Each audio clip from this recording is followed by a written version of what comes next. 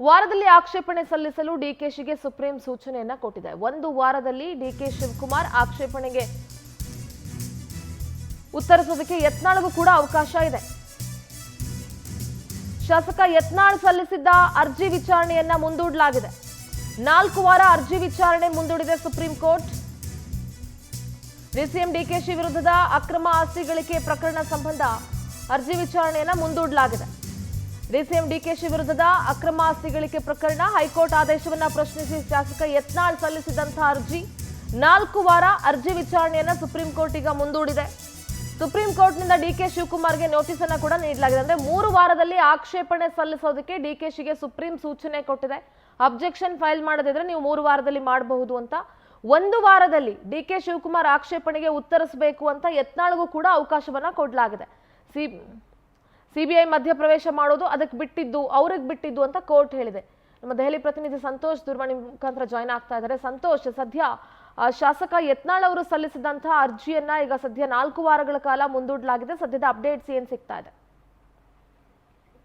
ಸಿಂಧೂರ, ಪ್ರಮುಖವಾಗಿ ಡಿಕೆ ಶಿವಕುಮಾರ್ ಮೇಲೆ ಇದ್ದಂತಹ ಅಕ್ರಮ ಆಸ್ತಿ ಗಳಿಕೆ ಪ್ರಕರಣದಲ್ಲಿ ಕರ್ನಾಟಕ ಹೈಕೋರ್ಟ್ ಕೊಟ್ಟಂತಹ ಒಂದು ವಿರಾಳ ತೀರ್ಪೇನಿತ್ತು. ಆ ತೀರ್ಪನ್ನ ಪ್ರಶ್ನಿಸಿ ಯತ್ನಾಳ್ ಅವರು ಸುಪ್ರೀಂ ಕೋರ್ಟ್ಗೆ ಅರ್ಜಿಯನ್ನು ಸಲ್ಲಿಸಿದ್ರ ಮೇಲ್ಮನವಿಯನ್ನ ಮುಖ್ಯವಾಗಿ ಹೈಕೋರ್ಟ್ ಸಲಹೆ ಕೊಟ್ಟಂತಹ ಒಂದು ಮಾರ್ಗದರ್ಶನದ ಹಿನ್ನೆಲೆ ಸುಪ್ರೀಂ ಕೋರ್ಟ್ಗೆ ಅರ್ಜಿ ಸಲ್ಲಿಸಿದಂತಹ ಯತ್ನಾಳ್ ಅರ್ಜಿಯನ್ನು ಇವತ್ತು ಸ್ವೀಕಾರ ಮಾಡಿದಂತಹ ಸುಪ್ರೀಂ ಕೋರ್ಟ್ 4 ವಾರಗಳ ಕಾಲ ಒಂದು ವಿಚಾರಣೆಯನ್ನು ಮುಂದೂಡಿದೆ. ಆದ್ರೆ ಮುಖ್ಯವಾಗಿ ಡಿಕೆ ಶಿವಕುಮಾರ್ ಅವ್ರಿಗೂ ಕೂಡ ಒಂದು ನೋಟಿಸ್ ಅನ್ನು ಈಗಾಗಲೇ ಕೊಡಲಾಗಿರುವಂತದ್ದು. ಆ ನೋಟಿಸ್ ಮುಖ್ಯವಾಗಿ ಯಾಕೆ ವಿಚಾರಣೆನ ನಡೆಸಬಾರದು, ಯಾಕೆ ಸ್ಟೇಯನ್ನು ಕೊಡಬೇಕಾಗತ್ತೆ ಅನ್ನುವಂಥ ತಡೆಯನ್ನು ಕೊಡ್ಬೇಕು ಅನ್ನೋದ್ರ ಬಗ್ಗೆ ಸಂಪೂರ್ಣವಾದಂತಹ ಆಕ್ಷೇಪಣೆಯನ್ನ ತಾವು ಸಲ್ಲಿಸಬೇಕು.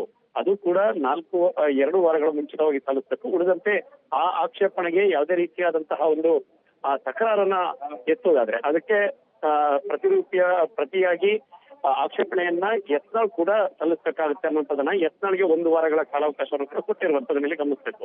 ಉಳಿದಂತೆ ಸಿಬಿಐ ಈ ವಿಚಾರದಲ್ಲಿ ಎಷ್ಟರ ಮಟ್ಟಿಗೆ ತನ್ನ ಪಾತ್ರವನ್ನ ನಿರ್ವಹಿಸಬೇಕು ಅನ್ನೋದ್ರ ಬಗ್ಗೆ ಇದೀಗ ಸುಪ್ರೀಂ ಕೋರ್ಟ್ ಕೂಡ ತನ್ನ ಅಭಿಪ್ರಾಯವನ್ನು ವ್ಯಕ್ತಪಡಿಸಿರೋದು. ಅದು ಸುಪ್ರೀಂ ಕೋರ್ಟ್ಗೆ ಸಿಬಿಐಗೆ ಬಿಟ್ಟಂತಹ ವಿಚಾರ. ಯಾವುದೇ ರೀತಿಯಾದಂತಹ ನಾವು ಷರತ್ತುಗಳನ್ನ ಸಿಬಿಐಗೆ ವಿಧಿಸುವುದಿಲ್ಲ ಅನ್ನುವಂಥದ್ದನ್ನು ಕೂಡ ಈಗಾಗಲೇ ಹೇಳಿರುವಂತ ನೀವು ಗಮನಿಸಬೇಕು. ಉಳಿದಂತೆ ಸಹಜವಾಗಿ 4 ವಾರಗಳ ಕಾಲ ಮುಂದಿರುವಂತಹ ಈ ಒಂದು ವಿಚಾರಣೆಯನ್ನ ಸದ್ಯಕ್ಕೆ ಸುಪ್ರೀಂ ಕೋರ್ಟ್ ವಿಚಾರಣೆಗೆ ಸಮ್ಮತಿಯನ್ನ ಕೊಟ್ಟಿದೆ.